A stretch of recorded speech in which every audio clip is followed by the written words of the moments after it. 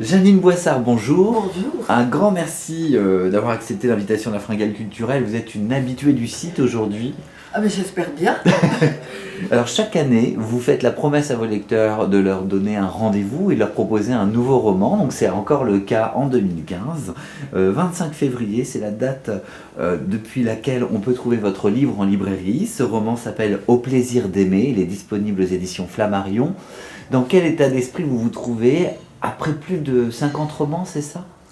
Écoutez, oui, 55. Ok. Je me trouve dans un état de sidération, dirais-je, je ne sais pas si vous comprenez. C'est-à-dire, je ne comprends pas très bien, d'ailleurs mes éditeurs non plus, comment il se fait que j'ai toujours toutes ces idées. C'est vrai, et dans un état un peu d'angoisse, parce qu'autour de moi, beaucoup de personnes sont à bout de souffle, à bout d'idées, pas moi. Alors, je m'interroge pourquoi. Alors, il y a toujours ces questions d'enfance, des blessures d'enfance, c'est ça, tant que je ne serai pas reconnue, etc. Mais je crois qu'aujourd'hui, il y a autre chose.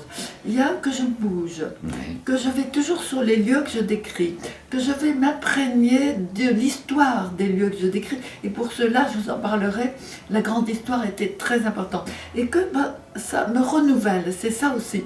Si je restais enfermée chez moi, si je ne prenais mes renseignements que par Internet, pardon, parce que Internet est précieux aussi parfois, je crois que ça ne développerait pas sans arrêt, constamment, mon imagination. Alors, est-ce que vous pouvez en quelques mots, je vais commencer par le faire, votre roman démarre avec le décès d'Aymar Forgeois. Aymar de Forgeois. Voilà, Aymar de Forgeois, 76 ans, propriétaire d'un château aux portes de Poitiers. Alors Poitiers, je peux vous interrompre? Oui, allez-y. Poitiers est archi important. Si j'ai choisi cette ville, c'est qu'elle est pleine d'histoire, de la grande histoire avec un grand H. Et quand vous mêlez la grande histoire à la petite histoire, ça enrichit considérablement votre roman. Et Aymar de Forgeois est tellement lui-même imprégné de cette histoire de sa région qu'il a nommé ses 3 filles, Diane, comme Diane de Poitiers, la belle dame de Poitiers, la maîtresse d'Henri II, Margot, comme l'héroïne de Dumas, et Philippa, comme une ancienne maîtresse du fameux Henri II.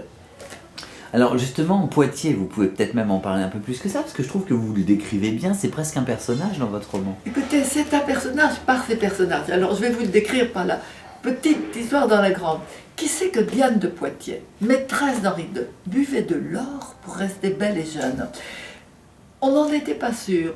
Et cette année, il a été découvert quelques os qu'on a analysés et maintenant on le sait. C'est sans doute ce qui l'a tué. Autre anecdote qui m'a énormément réjoui, Henri II était marié à Catherine. Et à provoquer Catherine, comme tout le monde, comme toute la cour, savait bien qu'il avait une maîtresse.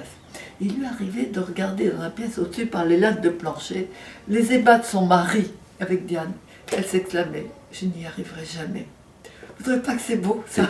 Si. Voilà. Et je vous raconte aussi, ça fait un chapitre vraiment magnifique, la mort tragique et formidable d'Henri II. Et tout ça, ça se rattache à mon récit. C'est pas dit pour en jeter plein la vue des gens. Tout ça a toujours des liens avec mon récit. Alors, et vous parlez aussi de peinture, de jeunes artistes. Ah voilà, parce que Aymar a toujours été passionné de peinture. Il a eu l'humilité de savoir qu'il ne serait pas peintre, mais il reçoit chez lui des jeunes peintres, 4 exactement, pour leur éviter des soucis financiers et tout. Il les héberge dans son château. Et c'est bien le problème, parce que quand il va mourir, voilà. Entre parenthèses, j'ai le droit de le dire, mourir du cœur dans les bras de sa maîtresse, chute la femme du préfet, quand il va mourir, et quand elles vont voir le notaire, il ne laisse que des dettes. Un château au métier décrépit, et ces 4 jeunes peintres et ces filles qu'il adore savent bien que son rêve était qu'elle garde le tout. Comment faire? Et c'est là que l'idée de génie va voir le jour. Pourquoi ne pas faire poser les belles et dames riches de Poitiers pour ces jeunes peintres?